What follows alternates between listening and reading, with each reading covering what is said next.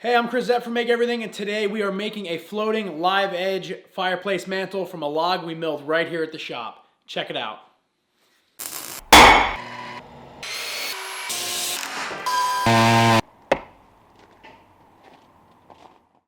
All right, so starting this project, I'm using a slab that we milled last year. This is a beech tree that we got, me and Macklin picked up from a local estate. It had fallen in a storm. We milled it with the big chainsaw, and I store them in the shop. I had that piece of wood nailed to the bottom just to keep it to sit evenly on the floor instead of actually having to cut it. Now, the client had selected this slab out of my yard, and they had told me some parameters that they wanted the mantle to be, and one of them was it was to be 8 inches deep. So now this slab wound up being about 16 inches deep at its narrowest, which was perfect. I was able to rip it directly in half using the big 10-inch worm drive saw, and then I was able to give the client two choices in terms of which side of the slab they liked more. Once they had selected that, I ran it through the 15-inch planer, and this just cleaned up some of those heavy saw marks and got the slab looking a little closer to how it would look once it was all sanded and finished. Now, this piece of material had a pretty significant cup in it, so I didn't go super crazy with the planer because it kept jamming. When you have material that's this thick and when it warps, the planer doesn't have the downward pressure to kind of correct for that warp. If the board is thinner, usually the planer will just suck it through anyway, but this is about 2 1/4 inches thick, so it really wouldn't do too much. So I didn't go crazy with it. Then I brought it over to the chop saw, and I cut it down to 62 inches, which is 2 inches wider than the finished mantle would be. Once it was cut down, I brought it back over to the bench, and now I'm going to start the process of filling some of these voids with epoxy. Anytime I'm filling voids or cracks in a board, I always like to mask off and use tape to avoid any of the epoxy or whatever I'm filling them with running out the other side of the material or running anywhere out on the slab that I don't want it to go. Epoxy is a liquid, even though it is thick, it acts like water where it's always going to find its own level and it's always going to find its way out. So with the tape, it acts as a barrier so that when I'm pouring epoxy into cracks, it doesn't all leak out overnight. I can't tell you how many times I've filled a void with epoxy and then the next day come in and half of it's on the table and my board is glued to the table. So it's just good practice to use the tape. And then I'm also using some hot glue to create a little barrier, like a little well around the crack, so that when I pour the epoxy in, I don't have to worry about it running all over the slab. I'm using a West System 2-part epoxy and some black dye just to fill those voids in a way that they'll look really clean and seamless once they're done. The pumps on the West System epoxy make this a 1-to-1 mixing system. I don't actually know the ratio of the two parts, but it is a fast hardener, which is great for this application. I'm still going to give it 24 hours to dry, but I've just found that the fast hardener cures up just a little bit better in the timeline for most of my projects. Now I'm taking my time adding the epoxy to these cracks, and I added enough black dye that it would be very opaque, which is important to me. I want these lines to just be a solid black, no translucence to them at all. And I just go over and fill the little voids all over the slab. Once I've got them all filled, I spread them in a little bit with a little mixing stick, basically just a little wooden tongue depressor, and it just helps move some of the excess epoxy into the cracks. And now I'll have to get some of those air bubbles out. Now, some people use a torch, but I try not to use a torch because sometimes it burns the epoxy. I'm using here a digital heat gun from Tack that they were nice enough to send me, so thanks so much to Tack for that. And this thing is cool. You can set the temperature pretty precisely and the fan speed and whatnot. So I just use that to add some heat, which then forces the air bubbles inside the epoxy to rise up to the top and pop, so you don't have too many voids when you're all done and the epoxy has cured. Once that epoxy is cured for 24 hours, I go back in here with a chisel and a scraper, and I start to bring that epoxy down to the surface of the slab. Now this scraper is a pull style scraper, and it uses a carbide blade on the front that you can flip around when it gets dull. And I found this works really, really well to get that epoxy down closer to the face of the slab material. Now, some people choose just to use a sander right away after their epoxy has cured, but I like to use the scraper because a sander generates a lot of heat, and when epoxy is exposed to a lot of heat, it has a tendency to melt and get mushy, and then you have to deal with that kind of soft epoxy, and you can actually ruin the bond that the epoxy has with the substrate if you get it too hot. So with this scraper, it allows me to get most of the epoxy away without generating a ridiculous amount of heat through something like an orbital sander.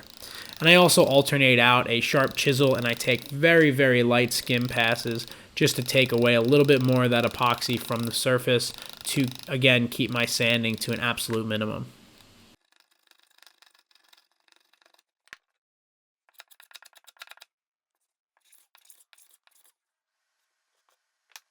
Now, once I have all of that epoxy taken care of, I can go ahead and take the tape off the back and bottom of the slab, and I can continue to process it and get it down to the thickness and the final surface finish that I'm looking for. So, as I said earlier, the board had a pretty bad cup in it, and you're going to see it right here when I put a straight edge over the front. You can see that it's high in the middle and low on the sides. Now, I put that piece of plywood down, and I'm basically going to make a planing sled so that I can run this back through the planer and have the planer's blades correct that cupping. Now, I lay the slab down on that piece of plywood with some hot glue to keep it in place, and then I'm going to go ahead and wedge some shims underneath the slab in the high spots, adding a little bit of hot glue to each of the shims so that it stays nice and sturdy and doesn't warp at all. And while the slab is very, very thick, and it probably wouldn't have warped, the shims just kind of help keep it true. And I know my table is flat, so that plywood has a really nice reference to sit against, so the shims can actually do their job. Once I get them all glued in place, I go back with a chisel and I just cut off the ends of the shims so that they're not in the way when it runs through the planer bed.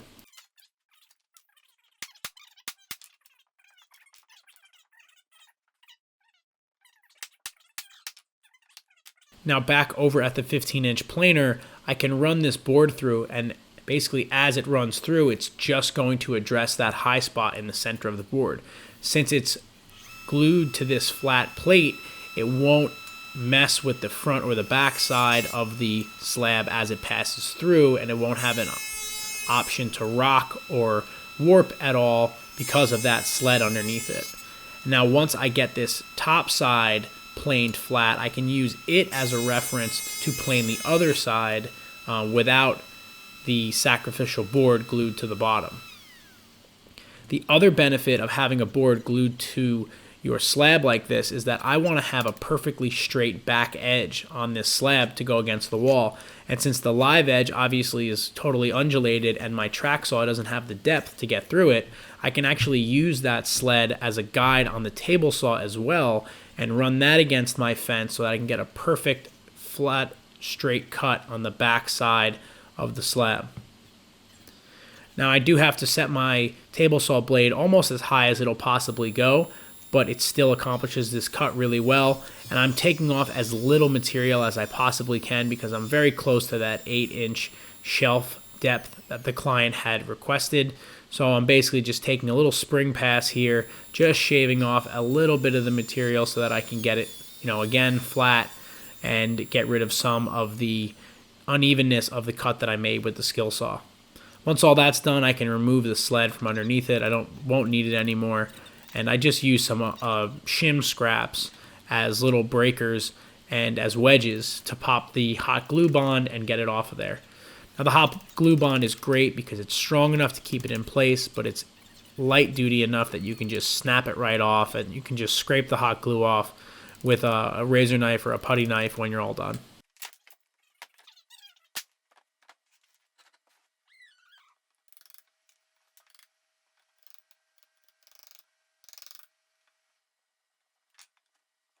So like I said earlier, now I have a perfectly flat surface on one side, and I can use that as a reference to plane the other side. Now, the other side, the high spots were at the beginning and end of the slab As you can imagine, since the other side, the first side we did had a crown in the middle, I am now taking down the beginning and end of this side of it just to make sure that everything is as flat as I can possibly get it. And now to start some of the process of sanding.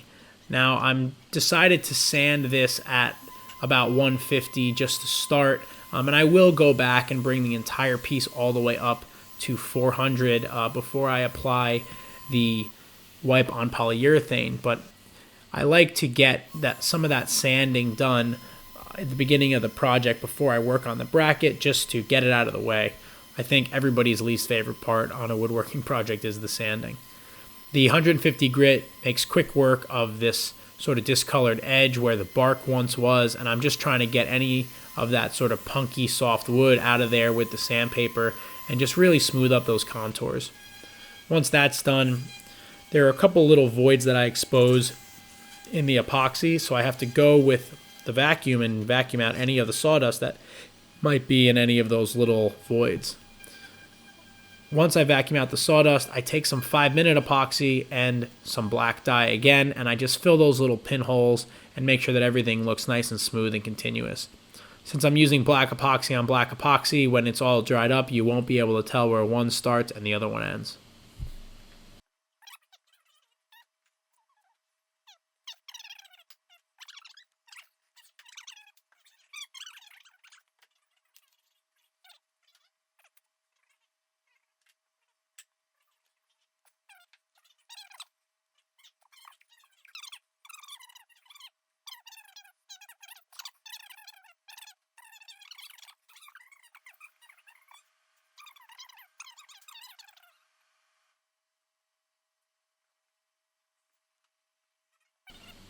Once that epoxy is all cured up, I give it about an hour, even though it's just 5-minute epoxy, it gets it nice and hard.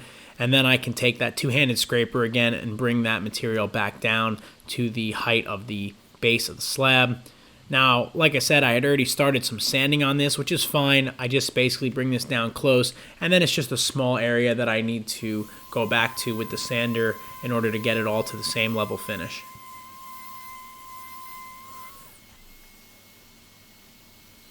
So now it'll be time to start the bracket and the corresponding jig that will go with it. And this is a little bit of a unique process that I've developed after making a bunch of floating shelves. And it seems to be the highest point of question anytime someone sees one of the floating shelves that I've built. Now, I made a 2x4 template, as you can see, that's the exact thickness of the slab. And now I'm marking the locations of my brackets. I decided to do 5 pins, and they'll be 5 inches long, sticking out of a 1/8 inch thick steel piece that will be attached to the wall. So I'm marking the locations of the 5 pins on this piece of 2x4, and I'm marking a center line so I can drill holes directly through the piece of 2x4 where those pins are going to be. And the pins are going to be a 3/4 inch piece of steel pipe, which measures about 7/8 on the outside. So imagine a 7/8 rod. It could be solid, it could be a piece of pipe or tubing, it doesn't actually matter. I'm drilling a tight Forstner bit hole, as you can see on the drill press, and the drill press is important because it makes that hole perfectly perpendicular to the piece of wood itself. And now I'm at the table saw, just ripping a little bit of material off to expose some of that circle. Now this is going to be critical when we go to do our welding. On the welding table, I'm going to use that piece of wood and I'm going to clamp it down directly to the back plate, directly to the table. Make sure it stays nice and tight and flat. Now I can cut my 5-inch pieces of pipe and get ready to tack weld them on to the back plate. I make sure to cut these all about the same. They don't need to be perfect because each one is going to have plenty of breathing room to be a little long or a little short.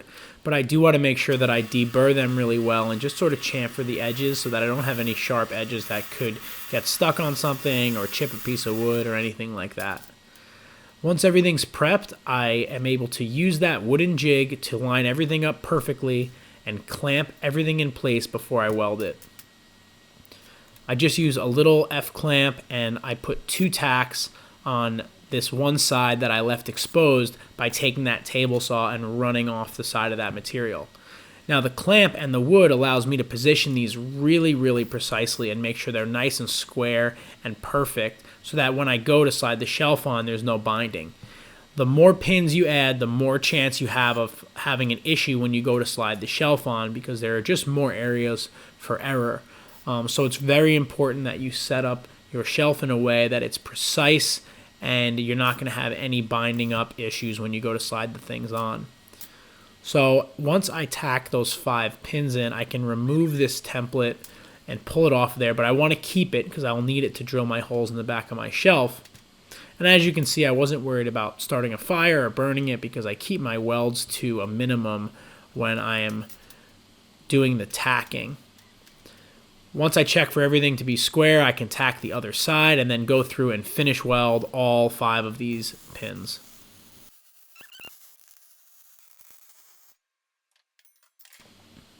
With that done, I give it some time to cool, and then I move back into the wood shop and I take my template board that I just used in there and I get ready to use it to drill my holes in the back of the slab. Before I can do that though, I do need to set the slab up in a way that I can accurately drill into the back of it even though it has that live edge on the front. So what I do is I just clamp 2 scrap pieces of plywood to the sides that give me a nice flat surface that is also parallel to the back that I can use when I'm drilling or working on the slab for sort of the remainder of the woodworking that I need to do on it. I take some 2-inch screws and I screw that template board into the back of the shelf directly, and now I'm going to go over to the drill press with the same Forstner bit that I used to drill the holes in the first place and chase out those holes in the exact locations by using that template board as my guide.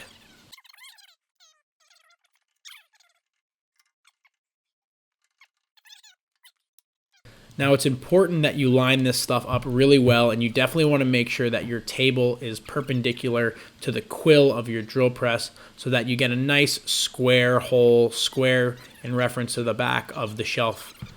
So the Forstner bit, as you can see there, is not very deep, but that's okay. I basically want to drill a guiding hole to start, and then I'm going to use a paddle bit to chase that out and really get the full depth that I need. So I will go ahead and drill all 5 holes and follow the holes that I already have in that backer board, and that's going to give me a perfect registration so that there is no question that the pins that I just welded to that steel are going to fit exactly inside these holes. I can now take the backboard off and I can use, like I said, a paddle bit to chase out those holes. And the paddle bit isn't going to be a super precise hole, but I'm going to drill it a little bit deep, and I'm not very worried. If anything, paddle bits drill a slightly oversized hole versus an undersized hole, and I'm okay with that because with 5 pins, it's going to be pretty tough to get this thing on. So I think the oversized hole will actually be of a benefit when I go to do my installation. So now I do a quick test fit of the bracket, and I know that everything's going to fit in nice. And I also now go ahead and trace the bracket so that I can router out the back of the shelf. Again, we're going to make a quick little dedicated template just to make life a little bit easier.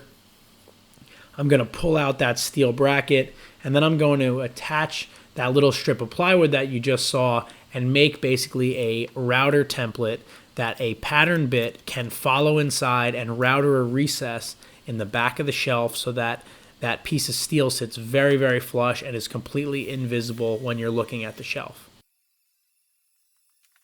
This little template is nothing complicated. It's just some scraps of plywood, and they're going to screw together to make a rectangular template that is exactly on the line that I just drew with the pen when I had the steel installed. Now, because I'm using a pattern bit, it's okay for this wood to sit on that line, and the pattern bit is going to get right up to the line itself, or really wherever that wood is, and it's going to clear out that area. So I'm very liberal with the line that I drew, and I really don't go too crazy to make it precise because I want there to be some room for movement in case there's any issues. Now I set my pattern bit to about 1/4 of an inch, even though the steel is only 1/8 of an inch thick, just to again eliminate any potential for issue and make sure that nobody can ever see that bracket. I know the wall that I'm putting this on is brick, so it's concerning to me that the brick might be a little undulating and then you'll see that metal bracket. So a deep recess is very important.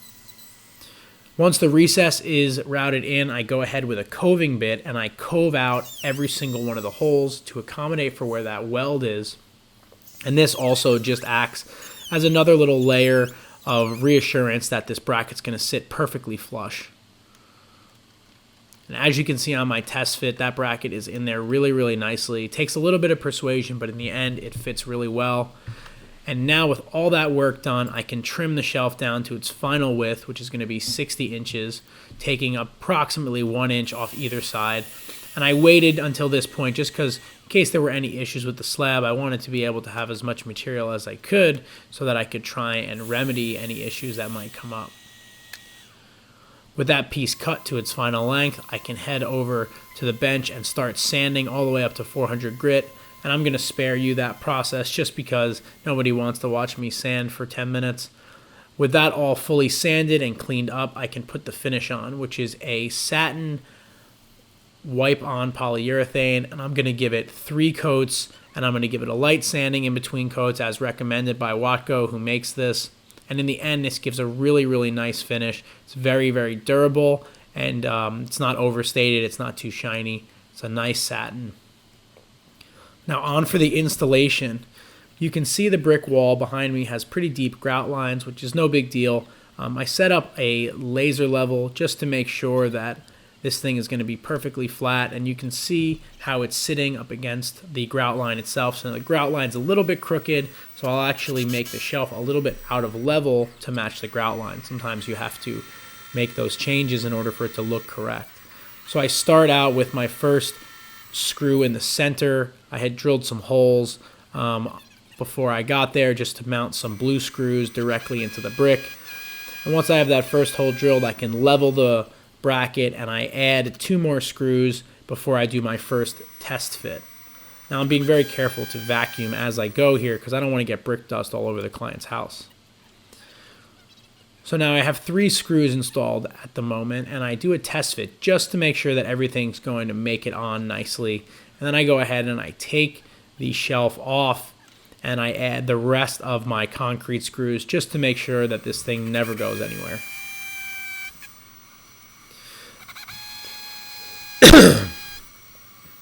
Now because this is over a fireplace, I am a little bit concerned that it's going to warp or crack because of the heat. Now, it's for that reason that I didn't put any glue on the pins when I installed the shelf for the final time.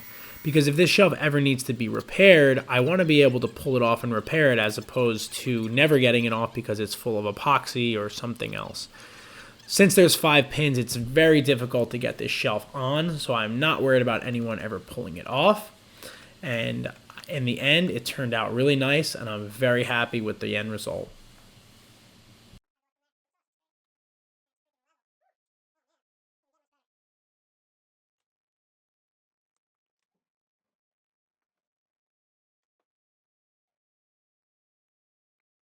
All right, that does it for this video. This was a great project. I really enjoy using material that I harvested and milled myself. There's something about it, especially on a client job like this, just to know that it was basically like one source and came directly through the shop. I don't know, something about it just feels that much better than going and buying material.